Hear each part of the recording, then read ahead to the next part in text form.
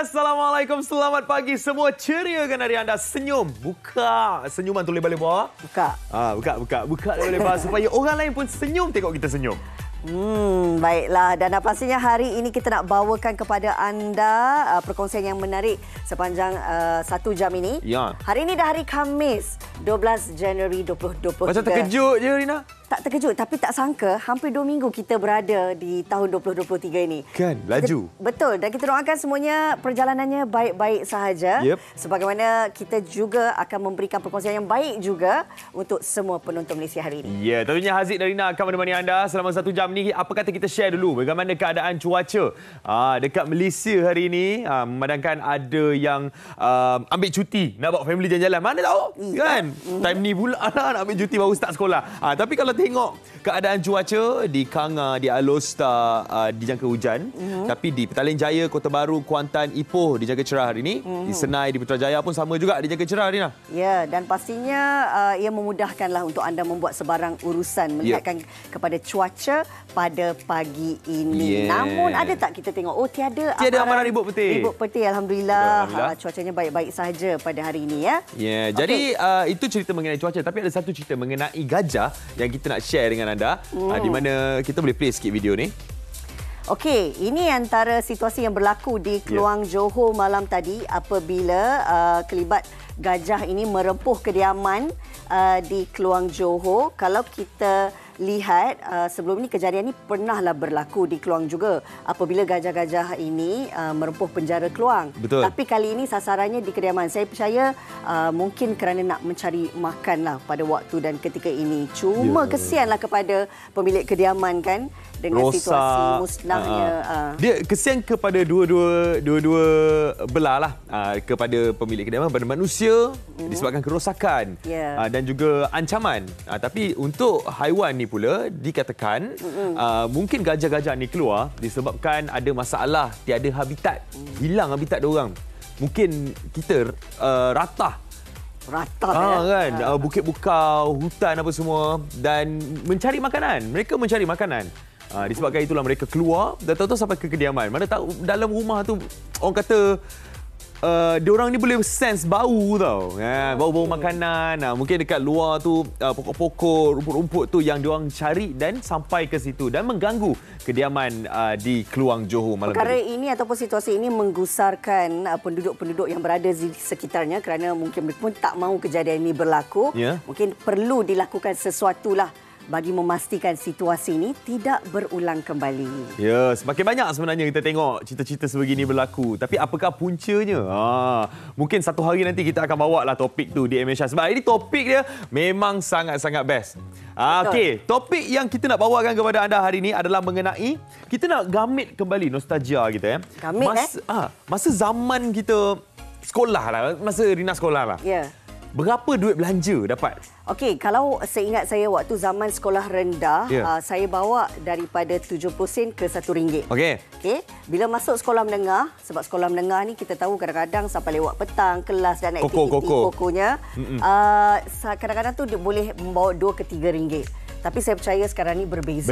Apa kata anda share dekat Facebook MSI TV3 sekarang ni, berapa duit belanja anda waktu anda sekolah dulu? Share, nanti kita akan baca-bacakan juga. Sebab sekarang ni kita nak pergi ke topik yang satu lagi pula.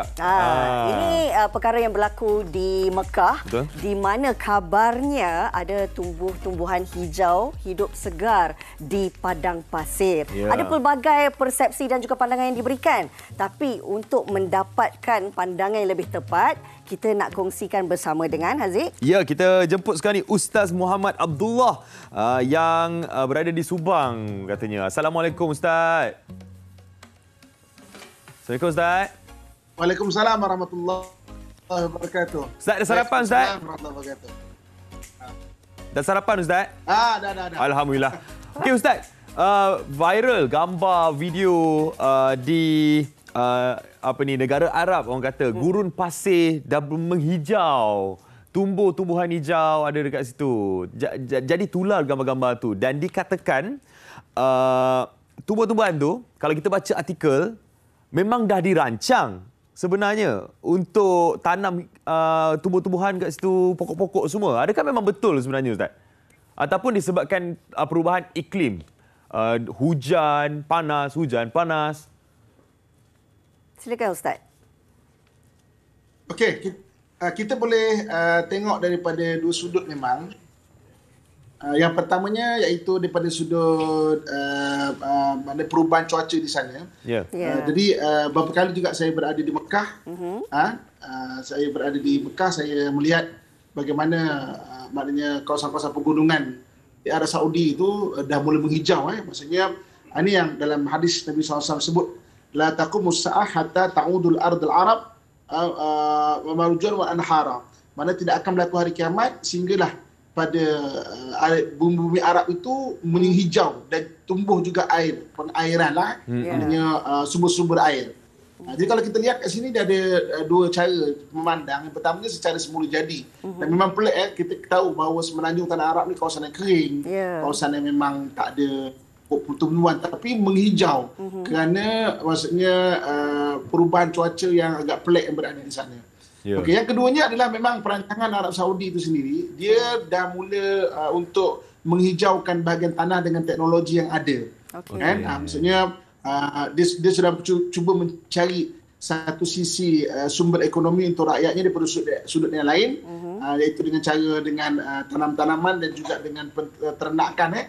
Sebab kalau bila ada tumbuhan itu hijau dan sebagainya, maka ternakan-ternakan sana senanglah untuk dipelihara. Mana unta, kuda, lembu, kambing dan sebagainya. Taklah dia terpaksa mengimport sebenarnya. Maknanya rumput-rumput ataupun dipanggil hay. Hay ni makna rumput-rumput makanan untuk lembu, untuk kambing yang tidak diproduksi daripada negara mereka. Jadi maknanya dua-dua keadaan itu menyebabkan tanah sebelah Arab, sebenarnya Arab tu menjadi hijau. Dan yang menariknya hadis riwayat Muslim, Nabi SAW sebut bahawa tidak akan berlaku hari kiamat hatta ta'udul ardul Arab, maknanya menjadilah negara Arab itu menghijau dan juga wa anhara, terdapat sumber-sumber air yang banyak. Dan ia sebab baik Ustaz, dan pastinya ianya memberikan kita iktibar dan juga keinsafan di atas apa yang berlaku. Tetapi memandangkan Ustaz dah biasa ke sana, kerap ke sana, pandangan Ustaz sendirilah berkenaan dengan situasi perubahannya jika dibandingkan dahulu dan juga sekarang. Bagaimana Ustaz?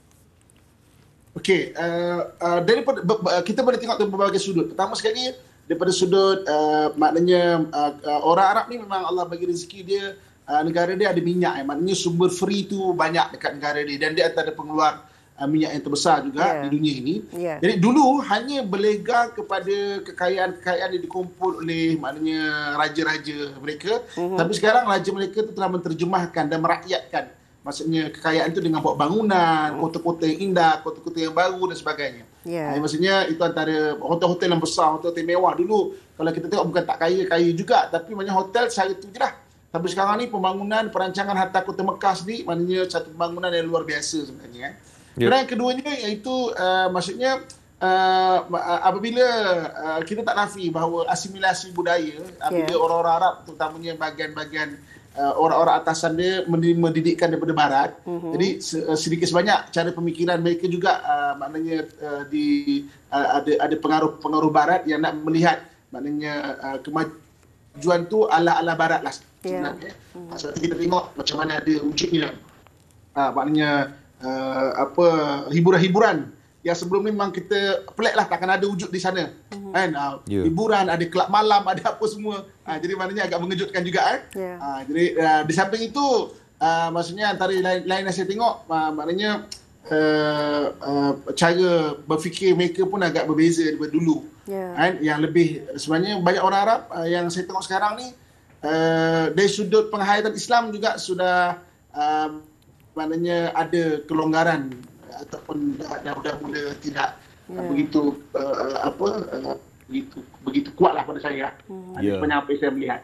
Okey, baik Ustaz. Tapi kalau kita lihatlah perubahan iklim dan juga perubahan tanah Arab Saudi daripada sebelum ni gersang, tanah pasir, sekarang ni dah menghijau, dan hadis Nabi pun ada mengatakan yang hari kiamat tidak berlaku sehingga tanah Arab menjadi subur makmur kembali dengan padang-padang rumput dan sungai-sungai. Betul Ustaz? Jadi apa komen Ustaz? Adakah memang orang kata ini tanda-tandanya Ustaz? Apa yang boleh kita ambil iktibar dan juga keinsafan di atas peristiwa ini, Ustaz? Sebenarnya macam inilah, macam mana kita masuk tahun baru. Jadi maksudnya umur kita bertambah. Jadi umur bumi juga bertambah. So macam mana wujudnya maknanya aging proses bagi diri kita. Sama juga bumi juga mengalami aging proses dia. Maksudnya proses penuaan dia lah. So jadi maknanya sebab tu bila kita faham kita ni semakin tua, so kita semakinlah ilmu, akhlak kita, ekonomi keluarga dan sebagainya. Ya, ini maksudnya orang kata untuk kita muhasabah dirilah. Kan, dengan perubahan-perubahan ini mungkin memberi satu alam kan untuk kita berubah juga. Jadi Ustaz, terima kasih banyak-banyak di atas penjelasan ni. Nanti kalau Ustaz ke sana bagi tahu Ustaz, mungkin kita boleh, saya pun nak pergi ke sana nak tengok Tanah Arab menghijau. Terima kasih banyak-banyak Ustaz untuk perkongsian pagi ini. Jaga diri. Assalamualaikum. Ya, itu dia Ustaz Muhammad Abdullah. Ada memberi komen sedikit mengenai gurun pasir negara Arab dah menghijau. Itu adalah topik kita yang pertama. Dah selesai. Yang tadi kita cerita pasal duit belanja ni. Bukan kita nak tahu sebenarnya duit belanja ni, tetapi kerana impaknya dalam situasi yang berlaku ketika ini, kabarnya mengalami kos di kantin sekolah ini peningkatan harga makanan sebanyak 50%. Dan kalau kita ikuti kenyataan-kenyataan pengusaha kantin di dada-dada akhbar, di mana ianya adalah disebabkan oleh kos operasi yang meningkat dan juga bahan mentah yang turut mengalami harga yang meningkat secara mendadak. Namun pastinya ia memberi bebanan dalam kalangan ibu bapa sendiri. Kerana bukan sahaja baru-baru ini mereka risau dengan kenaikan kos tambang bas sekolah, tetapi ditambah lagi dengan harga makanan di kantin yang meningkat ini. Kita nak lihat dan juga dengarkan pandangan kedua-dua pihak ini, bukan untuk mencari pertikaian dan perbalahan, tetapi nak mencari titik tengahnya, apakah yang boleh kita cari dari sudut untuk sama-sama ada jalan penyelesaiannya. Ya, kita berehat seketika. Kembali selepas ini, kita sembang pasal harga dekat kantin sekolah dan naik dah harga. Kembali selepas ini dalam MHI.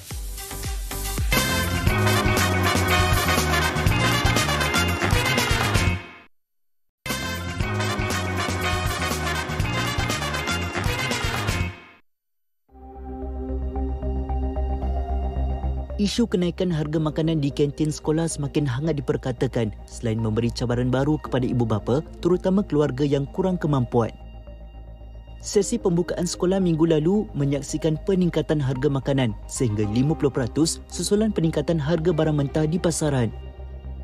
Menurut Presiden Persatuan Pengusaha Kantin Sekolah, Khairuddin Hamzah, kos operasi tinggi serta stok bahan asas yang terhad turut memberi impak kepada kelancaran pengurusan kantin. Secara tidak langsung, masalah ini turut mendesak golongan ibu bapa mengeluarkan belanja lebih untuk wang saku anak mereka. Persoalannya, adakah ibu bapa benar-benar cakna dan bersedia? Sekolah agama saya bagi RM3, sekolah kebangsaan ni RM4. Macam saya dah bagi breakfast dekat dia dalam RM5. Tapi itu pun memang tak ada bawa balik baki lah. So, tapi kalau pagi tu dia tak makan apa-apa, so memang lebih daripada RM5. RM6 lah minimum. Biasa bagi RM2. Lepas tu habis cuti sekolah ni dia minta RM3. Kata tak cukup. Mungkin dah naik harga. Jadi tak cukup lah, air pun kena bawa. Kalau macam dulu, kalau akak bagi RM2, dia cuma hanya dapat makan je. Air tak dapat. Kalau RM5 tu pada anak akak lah, selalu tak ada baki. Itu memang cukup-cukup je dia makan. Itu pun kadang-kadang dia balik pun minta makan lagi. Sebab makanan tu portion mungkin tak mencukupi lah. Nasi lemak naik harga. Lepas tu dia suka makan nasi lemak dengan hodok-hodok pun naik harga juga. Dia dah tak jual sepasang-sepasang, dia jual satu pula sekarang. Jadi RM1, dulu RM2. Saya rasa luar lagi murah. Sebab kalau kat luar ni, kalau perasan, petang-petang kita pergi, ada sosis harga 3 sen. Macam tu. Air harga 5 sen. So budak-budak macam beli kat kedai luar lah. Dia ikut faktor pelajar sendirilah, makanan yang dipilih tu. Sebab setiap kantin tu ada jenis makanan-makanan, ada yang jenis tinggi, ada jenis jenis mahal, ada jenis yang murah kan. So perbelanjaan tu bergantung pada murid tu jugalah. Macam kat dalam sekolah kita tahu nak cari macam peniaga dalam kantin, anak makan apa, makan kat dalam kantin. So kita boleh prefer terus pergi kat kantin. Tapi macam kalau anak-anak dah beli makanan kat luar, macam kita nak cari peniaga pun kita tak tahu nak cari macam mana. Kalau setakat dia jual RM1, RM2 tu is okay lah. Macam nasi, kalau dia jual dalam RM1.20 ke, tak apa untuk budak-budak. Telur tu, sebiji tu dia boleh potong, orang kata 4 katakan. Satu daripada keempat tu bolehlah letak. Jadi budak-budak makan kenyang sikit. Bagi saya dalam kita bisnes ni, orang kata cari rezeki, kita beramal juga, bersedekah dengan budak-budak. Nak bagi lebih, tapi kita pun ada setiap hari tu ada rate dia untuk sebulan anak ni. Dia minta lebih tu takutlah macam terlebih bajet lah nanti untuk anak. Untuk esok nanti dia minta lain pula. Kadang-kadang bila saya tengok budak-budak yang macam mak bapak bagi duit belanja setakat RM1, RM2 tu kesian tau. Betul saya kata sedih. Sebab kita ibu kan, kita faham nak makan apa kalau RM1, RM2 dengan barang sekolah, kantin sekolah jual kalau harga yang tinggi kan. Akak pun seorang peniaga kan. Akak faham barang memang naik, semua barang naik. Macam akak sendiri pun faham. Mungkin kerajaan bolehlah pertimbang balik macam mana untuk orang kantin ni boleh manage harga diorang balik. Mungkin boleh ada bagi apa-apa insentif lah untuk orang macam diorang ni. Family ni luahkan dekat PIBG. PIBG kena ambil berat benda ni sebab bab makanan dia masuk dalam badan. So apa-apa jadi dekat anak-anak bila beli makan kat luar susah. Nak kata harga tu biar tally lah dengan makanan yang diorang dapat tu. Sebab kadang bila diorang kata untuk makan satu makan tu harga kena lebih sikit baru dia macam boleh makan nasi. Harap kantin turunkan harga lah. Jangan budak-budak kan diorang makan pun bukannya benda sama hari tapi tolonglah jangan naikkan banyak sangat. Tidak berdiam diri, Kementerian Pendidikan Malaysia menggesa ibu bapa dan murid yang terkesan untuk membuat aduan dengan segera. Menteri Pendidikan Fadlina Siddiq juga menegaskan pengusaha kantin tertakluk kepada garis panduan dan sebut harga yang dipersetujui. Solusi terbaik wajar dipertimbangkan oleh pihak berwajib supaya situasi menang-menang antara pelajar dan golongan peniaga dapat diwujudkan demi kebaikan bersama. Luahan hati ibu bapa peniaga di luar sana yang terkesan disebabkan harga bahan mentah makin naik dan disebabkan itu harga-harga makanan pun naik. Dan bukan setakat kita dekat luar je rasa.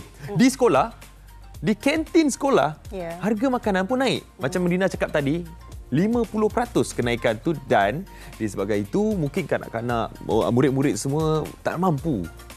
Dan harga untuk apa orang kata duit belanja tu dah kena naik. Dulu mungkin RM2, sekarang kita kena bagi RM3 ke RM5.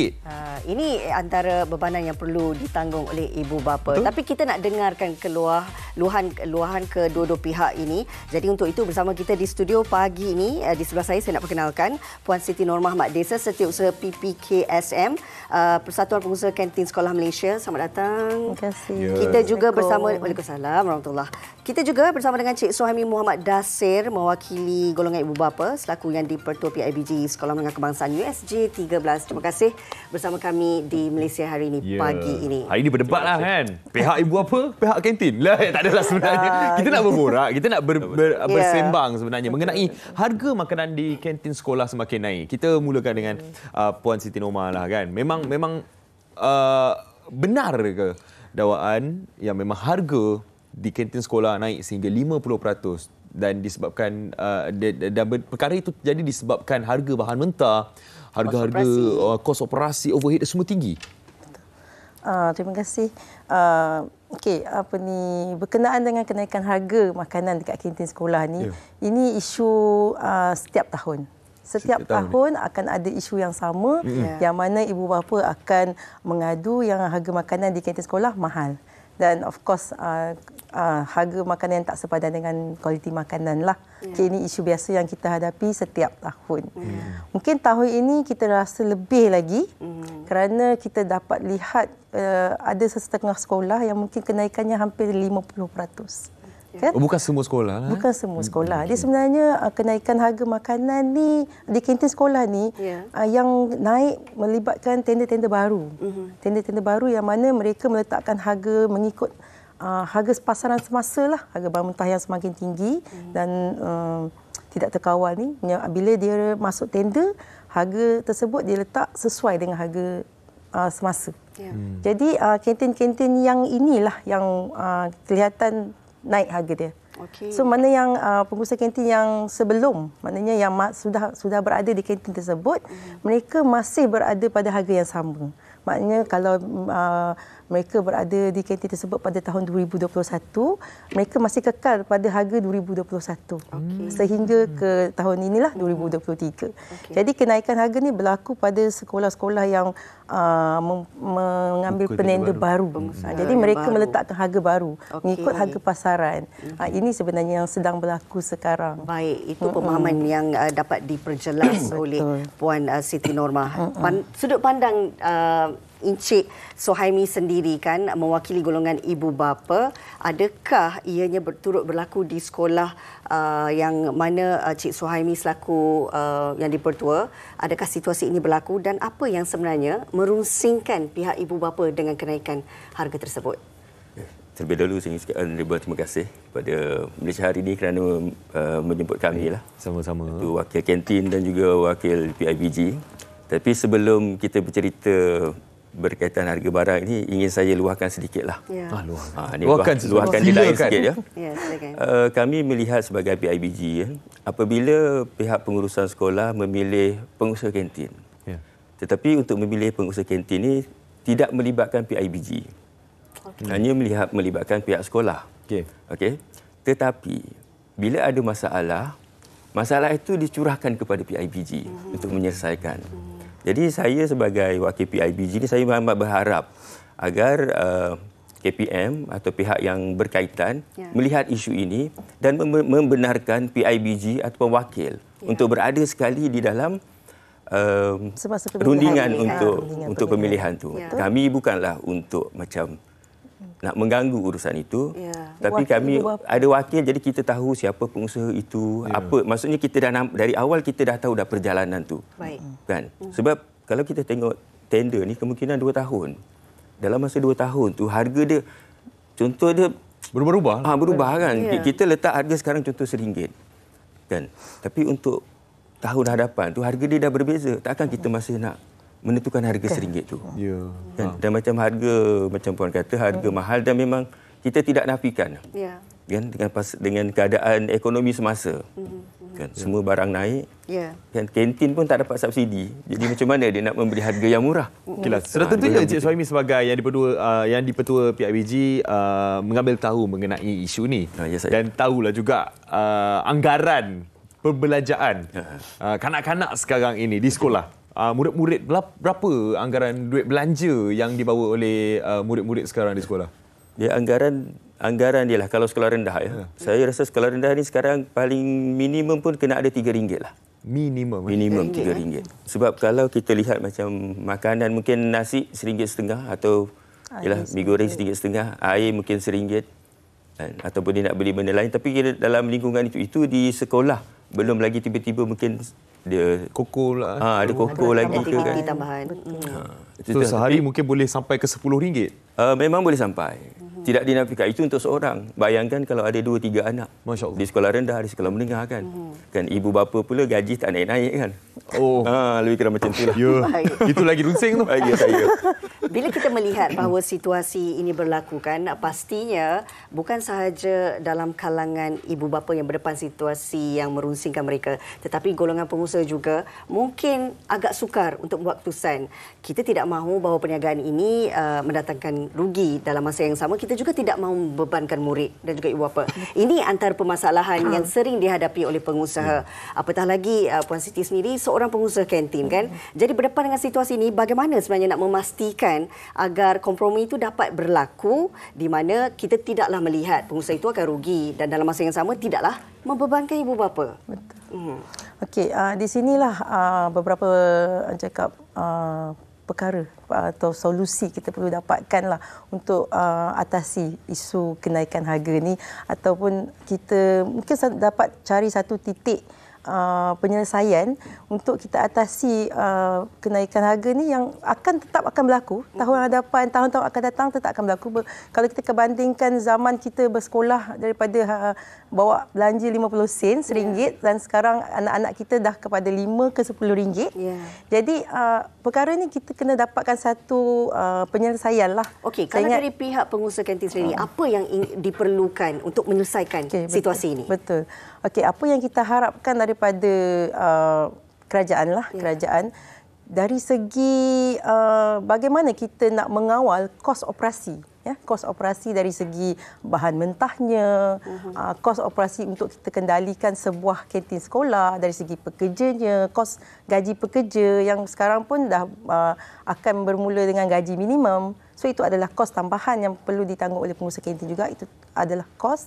Kemudian kos utility. Kos-kos ini kita perlu cari satu cara bagaimana untuk diminimumkan. Yang mana bila kos-kos ini diminimumkan, so bermakna kita boleh menjual pada harga yang lebih rendah. Kan? Jadi pengusaha kantin ni bukan suka-suka untuk menaikkan harga. Mereka tidak suka pun untuk naikkan harga kerana pelanggan kita adalah pelajar. Kita tahu pelajar bukan pergi kerja cari duit dan bawa duit itu ke sekolah. Duit yang dia orang dapat adalah daripada ibu bapa. Kalau ibu bapa bagi RM3, RM3 itulah yang dia orang akan belanjakan. Kalau ibu bapa bagi RM5, maka RM5 lah perbelanjaan mereka. Jadi ia ditentukan oleh ibu bapa. Jadi pelajar membawa duit ke kantin untuk dibelanjakan dan dengan jumlah tersebut dia nak makan dan minum. Jadi pengusaha kantin kita nak jual makanan pada harga yang mampu dibeli. Kan kalau kita naikkan harga tidak mampu dibeli pun tak ada gunanya juga. Okey, tapi kalau tak naik harga. Kalau tak naik harga, mungkin kualiti makanan tu pula dia akan drop. Akan drop kan? Dan mungkin nutrisi makanan tu tak cukup untuk kanak-kanak. Jadi sebagai yang di-Ketua PIBG, komen mengenai nutrisi makanan yang seimbang untuk kanak-kanak di kantin sekolah. Tapi macam dikatalah, kalau nutrisi ni sebenarnya kita akan berbalik kepada kos lah. Kos juga dan bahan yang kita nak gunakan. Kan sebagai contoh kata kita ambil yang simple lah. Kalau kita nak masak nasi goreng kan. Kalau selalu kita ambil dia punya portion lah. Portion kalau nasi goreng ni cili dia berapa, bawang dia berapa kan. Baru kita dapat rasa dan aroma dia. Tapi kalau selalu kita letak cili 3, tiba-tiba jadi 1. Jadi dah tak sedap dah. Kan. Dan satu saya nak bagikan juga isu pasal harga ni di mana yang kerajaan boleh kontrol. Yang boleh kontrol. Maksudnya itu adalah dalam bidang kuasa dia. Kita melihat dari segi sewa kantin. Oh ya, betul. Sebab itu memang di dalam kawalan dia. Kita jangan nak kata nak beli daging sebab itu di luar kawalan dia. So, kita ambil macam sewa kantin, air api. Saya rasa benda tu mungkin pihak kerajaan kena pertimbangkan. Sebab kita lihat pekerja kantin macam di sekolah saya murid 1,700. Silap saya kalau ikut dalam kontrak itu kena ada 7 pekerja. Betul. Kan? Kalau 7 pekerja yang makan di kantin, saya bersembang dengan pengusaha kantin kan. Dia kata lebih kurang dalam 500 orang, 3 ke 500 saja yang akan ke kantin. Jadi bayangkan kalau kita kena ambil 7 orang pekerja. Berapa kita nak bayar? Kan satu hari berapa dia dapat? Jadi kos dia tu, kos overhead dia. Di situ sebenarnya. Tapi kalau kerajaan boleh memberi mungkin pada saya sewa kantin tu ambil minimum lah sebagai syarat sajalah. Sebab kita pun nak membantu anak-anak pun. Kan sebab orang luar tidak boleh masuk sekolah untuk berbelanja, untuk beli makanan. Dia mengharapkan guru dengan murid. Dan belanja pelajar pun terhad. Okay, kalau kita tengok komen dekat Facebook daripada Izhar Adam. Dan kadang-kadang saya suka bawa bekal dari rumah disebabkan saya lagi puas makan dan mungkin boleh jimat berbelanja. Dan bila orang bawa bekal dari rumah pula memberikan impak kepada pengusaha kantin pula. Betul. Kan? Tapi mungkin ibu bapa terpaksa membuat keputusan untuk memasak sendiri bekalkan anak-anak makanan supaya dapat jimat sikit duit. Dia mengenai bekal ni memanglah ada banyak saranan untuk ibu bapa menyediakan bekal kepada anak-anak. Tapi daripada pandangan saya yang mana saya duduk di kantin setiap hari kan, saya lihat pelajar yang membawa bekal ni terlalu sedikit. Mungkin antara salah satu faktornya ibu bapa tak sempat untuk menyediakan bekal. Ibu bapa sekarang semua bekerja. Yalah, kos sara hidup dah tinggi. Takkan ibu bapa nak duduk di rumah dan menyediakan bekal untuk anak daripada pagi, tengah hari dan mungkin petang. Jadi yang membawa bekal ni saya rasa minimum lah, tak ramai yang bawa bekal. Dan akhirnya pun yang mana bawa bekal, dia orang tetap nak membeli di kantin. Kerana tengok kawan-kawan beli mi goreng, beli nasi ayam, sedangkan dia orang bawa bekal mungkin sandwich, nasi goreng. Jadi ada makanan yang menarik dijual di kantin.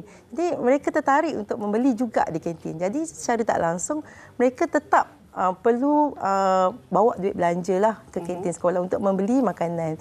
Jadi saya rasa membawa bekal ke sekolah ni tak memberi efek yang besar lah. Bukan semua boleh bawa. Mungkin ada ibu bapa yang sempat, ada ibu bapa tak sempat. Jadi ada komen lagi ni. Kita nak bacakan komen salah seorang penonton ketika ini. Katanya daripada Azizah Wagiman, pengusaha kantin tertekan jika harga yang tertulis dalam perjanjian tak boleh diubah sesuai mengikut keadaan. Betul. Ini juga salah satu permasalahan yang timbul. Betul. Ini pun salah satu kekangan kepada pengusaha kantin yang apabila dia masuk tender, dia akan meletakkan sebuah harga mengikut cadangan lah, cadangan beliau pada tahun tersebut. Kemudian berlaku kenaikan bahan mentah, harga bahan mentah mendadak pada mungkin pertengahan tahun, ada penghujung tahun. Yang mana tahun baru nak bermula dengan harga barang yang mahal, mungkin stok yang tak ada. Dan of course barang yang tak ada tu kalau nak dapatkan harga dia memang melambung-lambung. Kalau kita tak boleh jual, kalau kita tak dapat membekalkan telur, tak sabotaj kantin, tak nak makan. Jadi perkara ni menyebabkan pengusaha kantin yang telah meletakkan sebuah harga pada harga sekian tertekanlah. Maknanya dia tak boleh nak tak boleh nak ubah. Satu, dia tak boleh nak ikut harga bahan mentah yang dah tak seimbang dengan harga jualan. Maknanya profit margin untuk keuntungan dah menurun.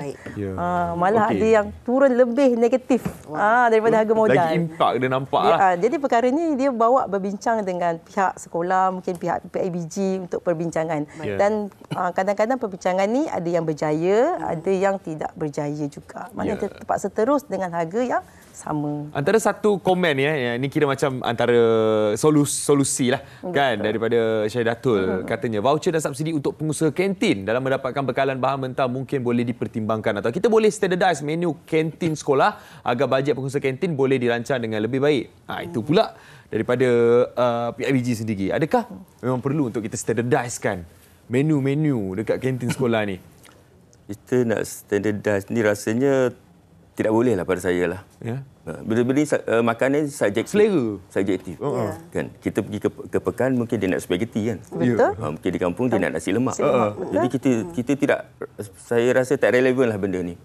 Kan? Terpulang juga kepada pengusaha tu untuk menentukan harga dan dipersetujui oleh pihak sekolah dan juga mematuhi syarat-syarat yang ditetapkan oleh kementerian dan yang badan yang berkaitan lah. Di situ. Komen ni saya nak tambah sikit. Silakan. Berkenaan dengan cadangan inilah tadi tu kan. Ada satu cadangan yang baik lah, cadangan yang baik yang mana kita rasa pihak kerajaan mungkin boleh mempertimbangkan program makanan percuma.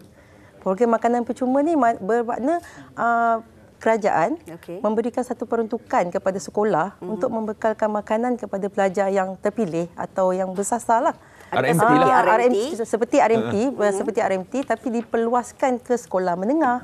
Sebab RMT hanya di sekolah rendah. Betul. Dan kemudian diperluaskan ke kawasan-kawasan luar bandar lah. Mungkin boleh dimulakan dengan kawasan luar bandar. Yang mana makanan-makanan ini diberi secara percuma kepada pelajar. Ini sekaligus boleh meringankan beban ibu bapa juga. Maknanya pelajar dah dapat makanan di sekolah secara percuma dan ibu bapa tak perlu memberi belanja yang lebih lah sebab dia dah confirm dia akan makan di sekolah. Itu berkenaan dengan cadangan daripada Puan Siti sendiri untuk diberikan makanan percuma supaya ia mendapat saranan ataupun cadangan daripada kerajaan. Di Terengganu dah ada sekolah yang dah bermula dengan program ni yang mana ada syarikat-syarikat besar yang menaja. Ada baru-baru ni saya tengok berita dan saya pun ada ke Terengganu pada ujung tahun 2022. Di Terengganu ada syarikat besar yang menaja sekumpulan pelajar lah di sekolah untuk diberikan makanan secara percuma. Itu pun satu tindakan yang boleh dibuat. Tapi Encik Suhaimi ada satu cadangan katanya tadi. Saya daripada mata saya boleh baca. Encik Suhaimi ada cadangan nak bagi ni. Mungkin ada alternatif lain lah seperti e-dompet dan sebagainya. Okeylah, yang itu pun saya berminat juga dengan macam kata e-wallet tu lah.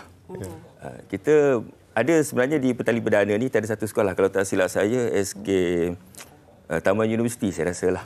Sebab kami pun di Petali Perdana ni, kita dengan YDP memang sangat rapat lah sebab kita berbincang isu-isu semasa kan. Dan termasuk juga isu ni. Sebab dengan e-wallet ni, dia umpama macam touch and go lah. Dan kita untuk starter tu kita beli apa semua, tetapi yang kita gunakan tu hanya untuk di sekolah. Ni dia. Contohnya kita bagi RM5 lah. Kita beli di sekolah tu, tetapi kita dapat macam ni, kita dapat dia punya apa yang anak kita beli detail tu kita tahu. Detail tu. Betul. Jadi dengan duit situ, contoh sekarang ni kita bagi RM5, dia berbelanja RM1 di sekolah, RM4 di luar. Betul. Kadang-kadang lah mungkin ada lah kan. Tapi kalau di sini RM5 tu memang hanya untuk sekolah saja. Jadi di situ kita boleh meminimumkan perbelanjaan murid lah. Saya rasa idea ni menarik. Mungkin kita boleh ibu bapa kembangkan lagi. Boleh mengawal perbelanjaan perluaskan lagi lah kan penggunaan idea e-dompet ni. Tapi itulah, kalau kita nak bercerita mengenai harga makanan di kantin sekolah yang semakin meningkat ni, memang panjang masa dia. Dan kalau kita tengok komen dekat Facebook MSI ni, memang sangat-sangat rancak. Ya. Dan saya percaya juga pastinya perlu difikirkan daripada pihak kementerian sendiri, wakil daripada PIBG dan juga pengusaha kantin untuk mencari kesepakatan bagaimana sebenarnya untuk memastikan bahawa dalam situasi ini ada situasi menang-menang bagi kedua-dua belah pihak. Kita nak ucapkan terima kasih kepada Puan Siti Nur Mahmad Disa, Setiausaha PPKSM bersama dengan Cik Suhaimi Muhammad Dasir yang di-Ketua PIBG Sekolah Menengah Kebangsaan USJ 13. Terima kasih untuk perkongsian dan juga pelbagai cadangan yang kita utarakan. Mudah-mudahan didengar dan mudah-mudahan ada jalan penyelesaiannya. InsyaAllah. Alright, kita nak berehat seketika. Kembalinya kita selepas ini akan ada pemenang-pemenang anugerah ikon sukan harian Metro. Kita berehat seketika, kembali selepas ini. Jangan ke mana-mana.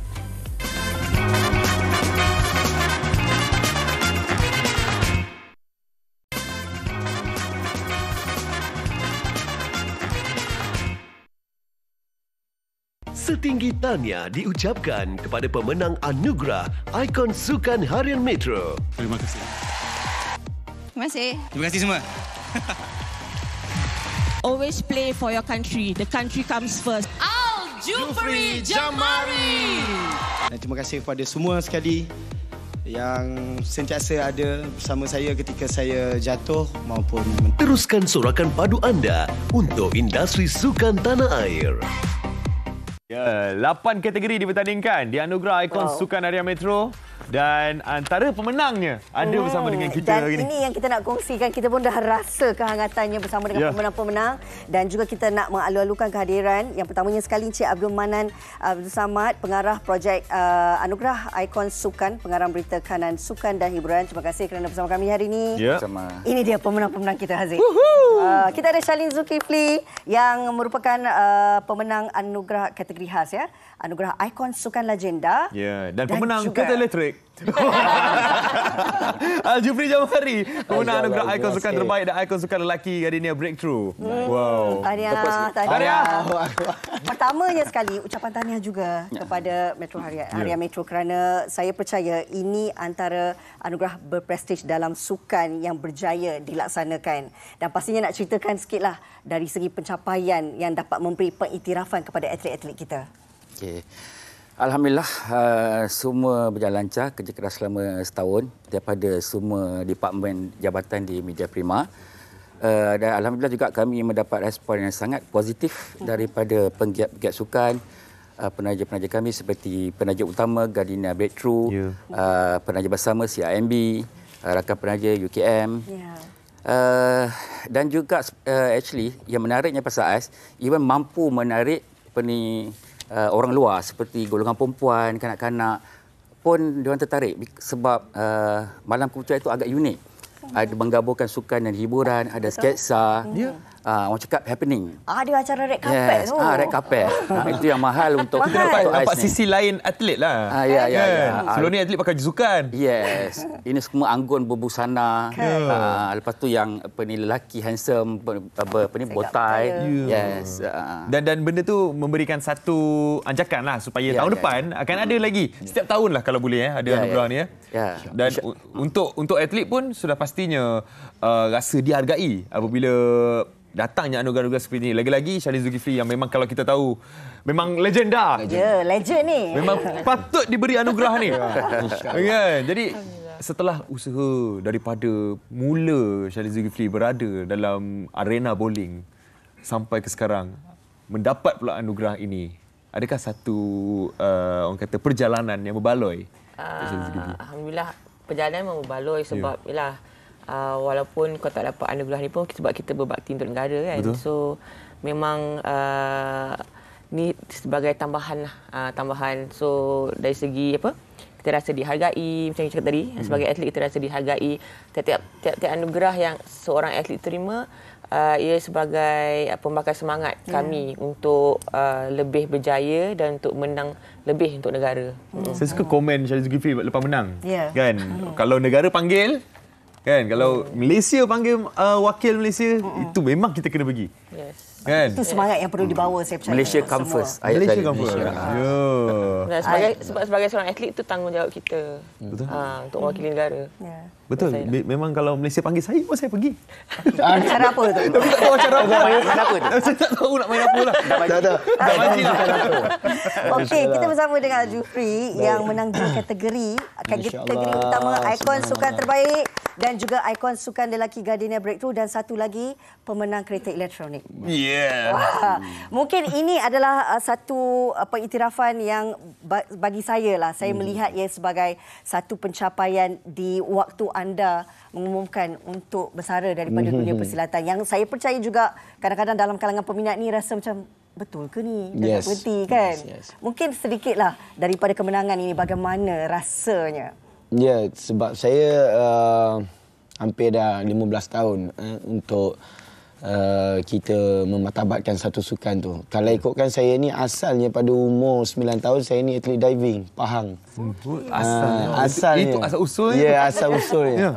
Jadi apabila kita ni anak yang nakal, suka mandi sungai apa semua. Jadi dapat air yang jernih, dia jadi macam culture shock sikit kat dalam tu. Jadi kita ronda selama 3 minit dalam masa yang tak sedar. Bila saya naik, jadi jurulatih saya pun marahlah ketika tu. Jadi marah, saya tetap dengan kedegilan saya tu. Main dekat pampang anja tu, saya tergelincir jatuh. Kena jahit di bahagian lutut ni, jatuh kat longkang dia tu.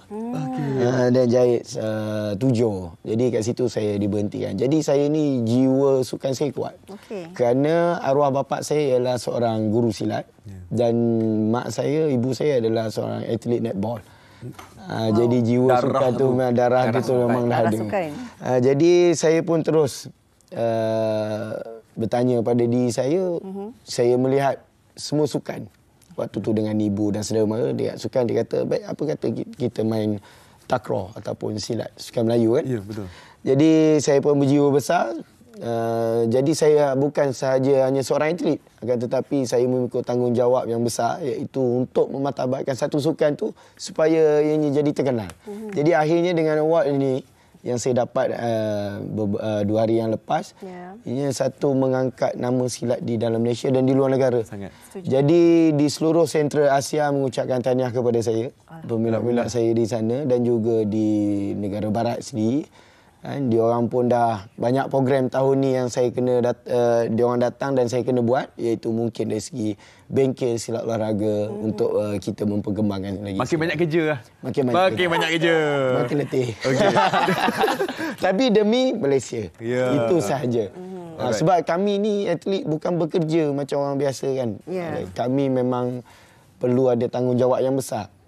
Lagi-lagi terpaksa untuk meninggalkan keluarga yang di mana saya selama 15 tahun dalam jadi atlet negara, 12 tahun saya tak pernah beraya bersama dengan dia orang. 12 tahun 12 tahun. Tak pernah.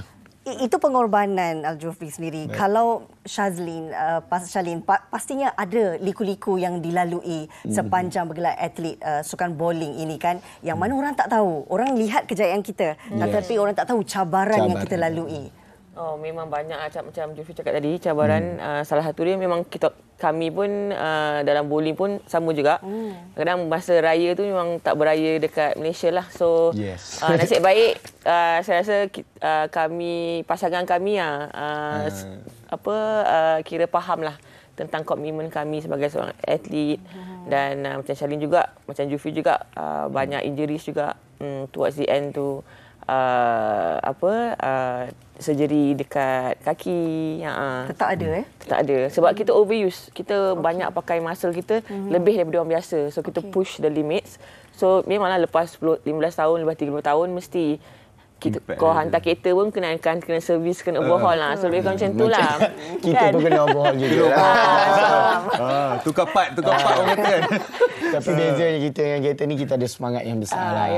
So, itu yang penting. So memang banyak push ourselves lah. Push ourselves lebih daripada biasa. Sebab kita nak menang untuk negara, nak nyanyi lagu negaraku. Dan kita banyak kira korban dari segi masa, tenaga, wang ringgit. Kan? Sebab kita kena buat lebih daripada orang lain kalau kita nak be in the 10% berbanding orang lain. World champion dan sebagainya lah. Kita kena buat lebih. Ya, dan disebabkan itu jugalah Harian Metro harus kan mengadakan anugerah itu sekali setiap tahun. Kita dah nampak kejayaan. Adakah perancangan dia begitu macam mana? Ya, memang kita merancang untuk mengadakan anugerah ini setiap tahunan dan berdasarkan reaksi positif dari penaja-penaja dan incoming penaja-penaja, insya-Allah kita mampu mengadakan. Dan setelah yang uniknya mengenai ikon sukan, saya nak tambah sikit. Silakan macam mana? Kita bukan mencari atlet terbaik. Kita mencari ikon terbaik. Ikon. Kalau kita mencari atlet terbaik, mungkin sukan-sukan yang bukan bertaraf Olimpik seperti silat, seperti jufri ni mungkin kurang berpeluang. For example, kalau dia kalah di peringkat juri profesional, mungkin dia menang dekat populariti daripada undian peminat. Itu istimewanya anugerah ikon sukan Harian Metro. Ikon tu memberikan contoh. Ya, betul. Memberikan contoh dan juga role model yang terbaik lah untuk generasi baru yang akan datang ni. So mungkin Jufri lepas ni akan fokus orang kata apa, nak kembangkan bakat tu. Coaching pula kan. Berlakon pula ke? Allah, insya-Allah. Berlakon tu part lain lah. Kita doakan yang terbaik untuk semuanya, termasuk juga daripada pihak Harian Metro sendiri. Kita mengharapkan ianya adalah satu anugerah yang dapat diteruskan setiap tahun. Tahniah sekali lagi untuk kedua-duanya. Ya, jadi kita ucapkan terima kasih kepada semua tetamu kita, Encik Abdul Manan yang bersama dengan kita ini, Shalin Zulkifli dan juga Al-Jufri Jamari yang merupakan pemenang anugerah ikon sukan Harian Metro. Jadi, kita nak berehat seketika. Kita nak pergi breakfast sekejap. Kembali selepas ini dalam MSI. Terima kasih.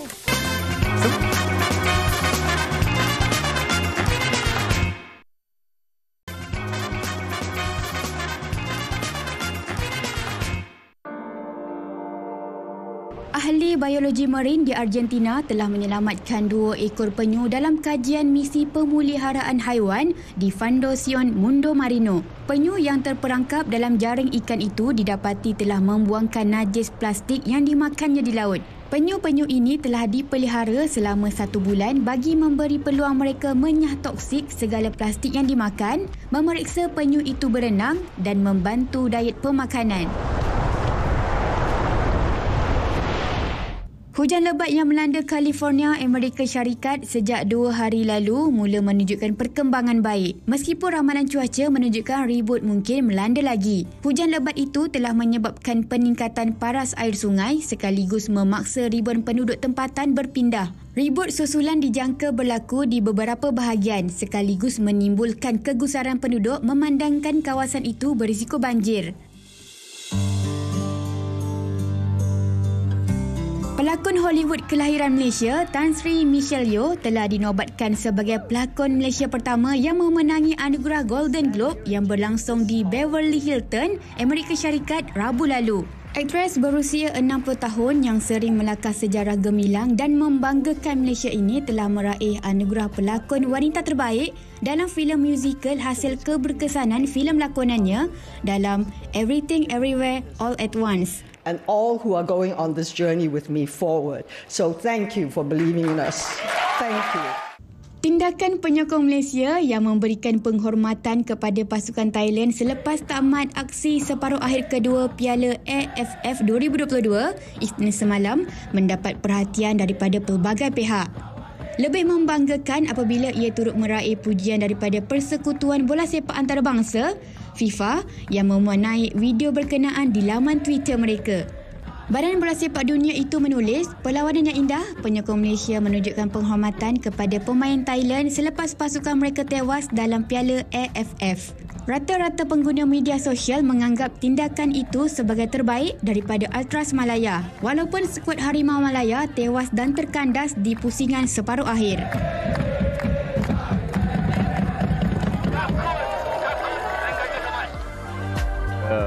Apapun kami bangga dengan pencapaian skuad Harimau Malaya kita yang bertanding di Piala AFF baru-baru ini sampai ke peringkat separuh akhir, dan insya-Allah selepas ini pula kita target pergi ke final dan menang Piala AFF lagi. Dan kami juga menerima perkabaran duka pagi ini apabila Datuk Chef Wan mengumumkan bahawa ibunya iaitu Puan Nur Aini Abdullah berusia 93 tahun telah pun menghembuskan nafasnya yang terakhir pagi ini lebih kurang jam 6.20 pagi tadi di Hospital Gleneagle. Kalau kita dapatkan info di Instagram Datuk Chef Wan, jenazah akan disembayangkan di Masjid Putra di Dataran Putrajaya dan akan dikebumikan di tanah perkuburan orang Islam di Cyberjaya 10. Jadi sama-sama kita doakan roh Allahyarhamah dicuci rahmat dan ditempatkan dalam kalangan orang yang beriman, dan sama-sama kita hadiahkan Al-Fatihah.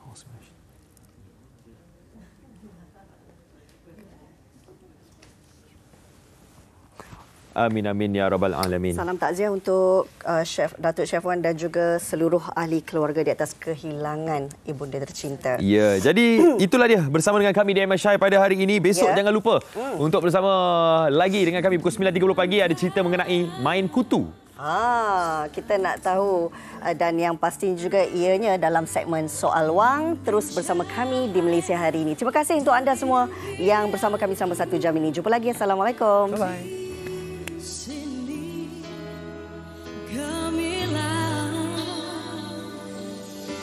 Lalu ku reda onang duri dan lautan api, kemuncaknya ingin ku tawan, aku jelajahi.